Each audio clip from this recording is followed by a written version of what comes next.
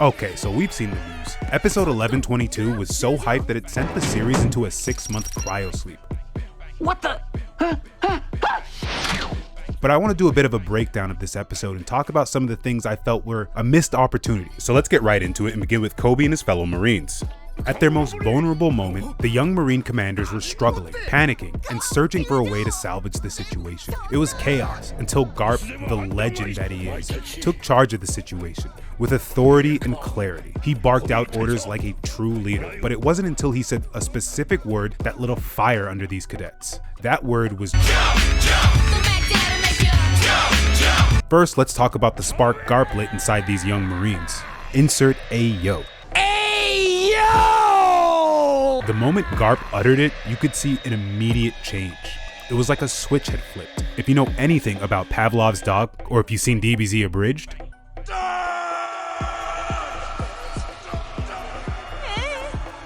then you'll understand how this psychological response is triggered.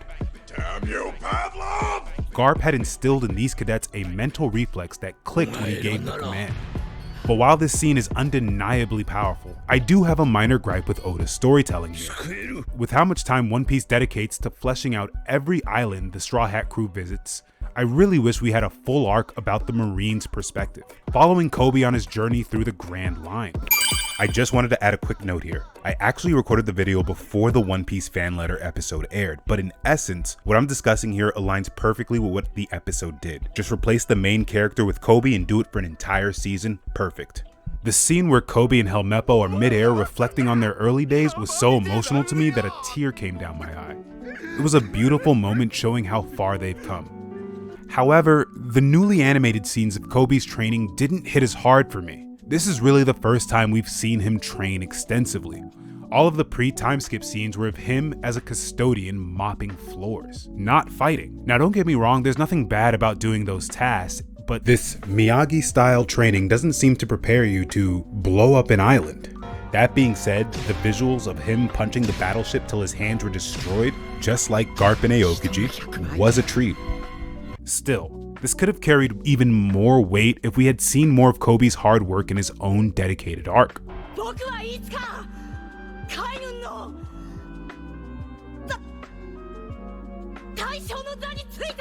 Training arcs in shonen anime are so popular because they focus on themes like self-improvement, perseverance, and discipline. These are the backbones of character growth, helping protagonists overcome obstacles and achieving long-term goals. In Japanese culture, the idea of continuous improvement is central, often represented by concepts like kaizen, constant growth through small changes, or shingi-tai, mind, technique, and body. This philosophy runs deep in the shonen genre. Take My Hero Academia as a prime example.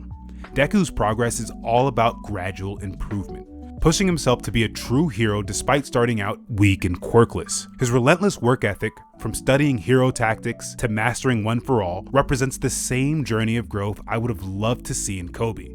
Imagine watching Koby slow climb up the ranks of the Marines with nothing but his fist. No devil fruit powers, no will of D, just raw grit. That's the kind of journey that goes hard. Diddy, behave yourself. The scene where Garp punches the island goes so hard, I bet you Diddy tried to snort the impact frame right off the screen.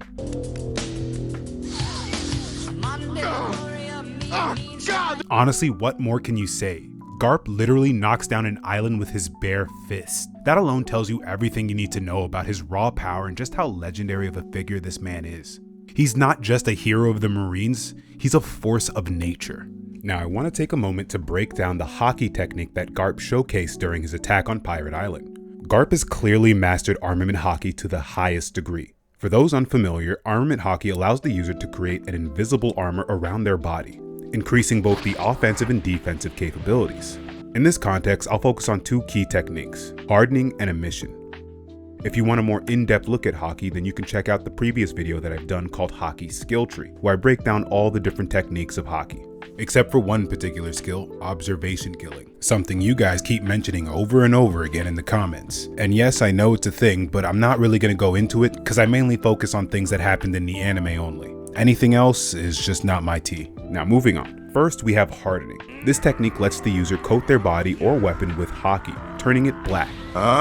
Relax. This massively boosts both durability and offensive power. Armament Haki enables users to strike past the defenses granted by certain devil fruits, specifically overcoming the intangibility of Logia types and the bodily altercations of some Paramecia users. Logia type users who can alter their body into an element such as fire or lightning are typically immune to standard physical attacks. But a Haki infused attack can neutralize this intangibility, making it possible to land blows that actually affect the user's body. Similarly, Paramecia users whose bodies take on unique characteristics like mochi and rubber find their defenses less effective against Haki, which can penetrate these modifications. Hardening also provides a defensive edge, as shown when Garp used it to guard against Aokiji's ice attacks, blocking out cold better than a bubble jacket. Next, we have Emission, also known as Ryo in Wano, which is an advanced form of Armament Haki. Garp doesn't just rely on direct hits, he channels his Haki outward, allowing him to deliver immense destructive strikes without physical contact. This is what we saw when he unleashed a shockwave that tore through Pirate Island, causing massive destruction far beyond just his fist. But since this channel is called Level 3, let's reframe this explanation using video game logic. Oh boy. As a tier 1 skill, Armament Haki coats the user's body with an aura that boosts both offense and defensive stats. It's like Kaioken, but towards specific body parts, with an added special ability, Devil Fruit Counter.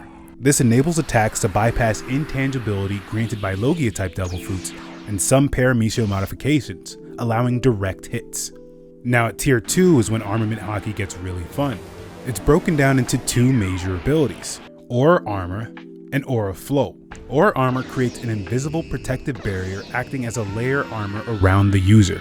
This is honestly essential for all tank roles, and it allows them to block attacks without taking any direct hits. The second ability, Aura Flow, projects Haki outwards, enabling attacks to reach targets without physical contact.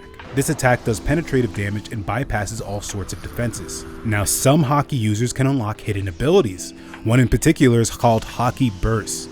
This is an explosive strike that impacts all nearby enemies, dealing AoE damage, with a bonus pushback effect that weakens enemies' defenses by 20%. The unlock conditions for this ability are strict, which has two major requirements: unlocking tier 2 armament and possessing a small amount of Conqueror's Haki. Now one question I've seen float around online is whether or not Koby has Conqueror's Haki. I don't really read the manga, but some of the discourse online suggests that it has never been confirmed that he has it, but if you go by anime visuals, it definitely looks like he does. Let me explain. Conqueror's Haki can manifest as dark, lightning-like streaks or even visible shockwaves that ripple through the air. Exhibit A. When activated, it creates a powerful aura that can mentally or physically overwhelm nearby opponents, sometimes causing them to faint. Exhibit B.